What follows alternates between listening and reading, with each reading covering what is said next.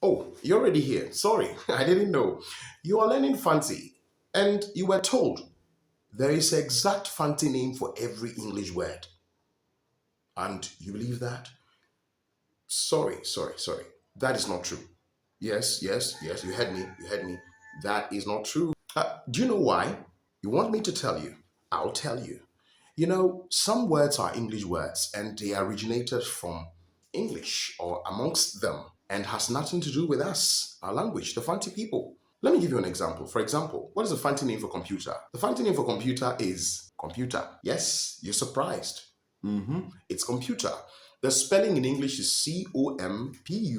Computer. Computer.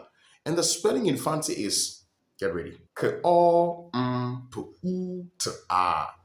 Computer. So you see, we don't have the exact name for this item in fancy. This and many more of them. We only spell it differently using the fancy or the Akan alphabets. You get it? This one too. What is the fancy name for television? Television. This subject.